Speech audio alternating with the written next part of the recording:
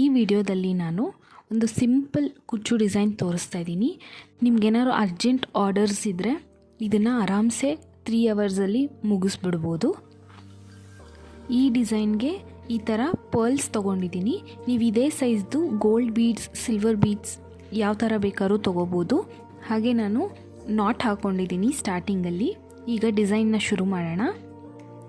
Not ಆದಮೇಲೆ ಈ ಬೀಡನ್ನ ಥ್ರೆಡ್ ಒಳಗೆ ಹಾಕಿ ಬೀಡನ್ನ ಲಾಕ್ ಹಾಕೋಕ್ಕೆ ಒಂದು ಚೈನ್ ಮತ್ತು ಫಿಕ್ಸ್ ಮಾಡೋಕ್ಕೆ ಒಂದು ಸಿಂಗಲ್ ಕ್ರೋಶೆ.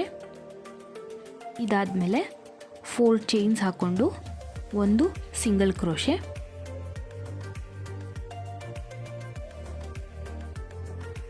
ಈ ಥರ ಕಾಪರ್ ಬೀಡ್ಸ್ ತೊಗೊಂಡಿದ್ದೀನಿ. ಇದನ್ನು ಥ್ರೆಡ್ ಒಳಗೆ ಹಾಕೋಬೇಕು, ಒಂದು ಚೈನ್ ಹಾಕೋಬೇಕು, ಹಾಗೆ ಒಂದು ಸಿಂಗಲ್ ಕ್ರೋಶೆ. ಮತ್ತು 4 ಚೈನ್, ಒಂದು ಸಿಂಗಲ್ ಕ್ರೋಶೆ.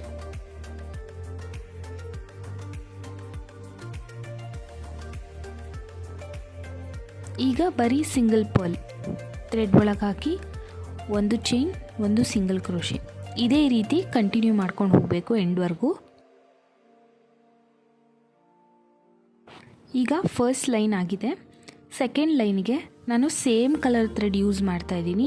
ಟರ್ನ್ ಮಾಡಿ ಡಿಸೈನ್ನ ಟರ್ನ್ ಮಾಡಾದಮೇಲೆ 4 ಚೈನ್ ಹಾಕೋಬೇಕು. ಬೀಡ್ ಮೇಲ್ಗಡೆ ಬರೋ ಥರ ಮಾಡಿಕೊಂಡು ಒಂದು ಸಿಂಗಲ್ ಕ್ರೋಶೆ.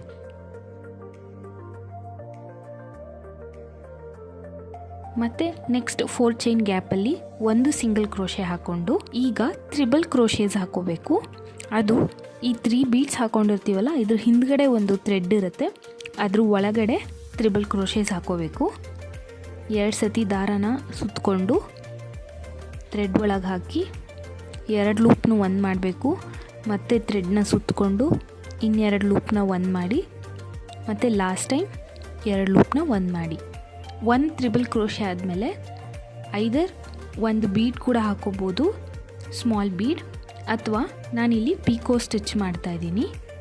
3 ಚೈನ್ಸ್ ಹಾಕ್ಕೊಂಡು ತ್ರಿಬಲ್ ಕ್ರೋಶೆ ಒಳಗಡೆ ಒಂದು ಸಿಂಗಲ್ ಕ್ರೋಶೆ ಥರ ಮಾಡ್ಕೋಬೇಕು. ಹಿಂಗೆ ಮಾಡಿಕೊಂಡ್ರೆ ಪೀಕೋ ಸ್ಟಿಚ್ ಆಗುತ್ತೆ.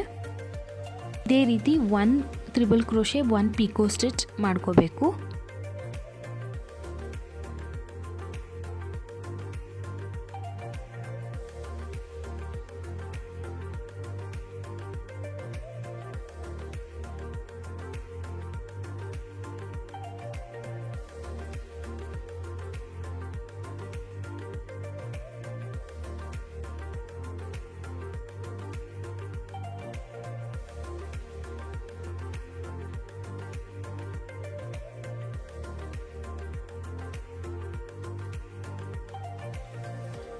ನನಗಿಲ್ಲಿ 12 ತ್ರಿಬಲ್ ಕ್ರೋಶೇಸ್ ಹಿಡಿಸಿದೆ. ಇದಾದಮೇಲೆ 4 ಚೈನ್ ಗ್ಯಾಪಲ್ಲಿ ಒಂದು ಸಿಂಗಲ್ ಕ್ರೋಶೆ, ಸಿಂಗಲ್ ಕ್ರೋಶೆ ಮೇಲೆ ಒಂದು ಸಿಂಗಲ್ ಕ್ರೋಶೆ, ಹಾಗೆ ಬೀಡ್ ಮೇಲ್ಗಡೆ 4 ಚೈನ್ 1 ಸಿಂಗಲ್ ಕ್ರೋಶೆ.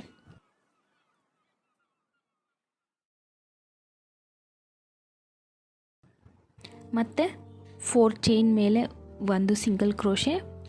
ಈಗ ತ್ರಿಬಲ್ ಕ್ರೋಶೆನ ಕಂಟಿನ್ಯೂ ಮಾಡಬೇಕು. ಕಂಪ್ಲೀಟಾಗಿ ಮುಗಿದಿದೆ. ಟ್ಯಾಸಲ್ ಕೂಡ ಅಟ್ಯಾಚ್ ಮಾಡಿದ್ದೀನಿ. ಕಂಪ್ಲೀಟಾಗಿ ಮುಗಿದ್ಮೇಲೆ ಈ ರೀತಿ ಕಾಣುತ್ತೆ. ಇದಿನ್ನೂ ನಿಮಗೆ ಹೈಲೈಟಾಗಿ ಬೇಕು ಅಂದರೆ ಬೀಡ್ಸ್ ಕೂಡ ಆ್ಯಡ್ ಮಾಡ್ಬೋದು ಪೀಕೋ ಬದಲು. Thank you.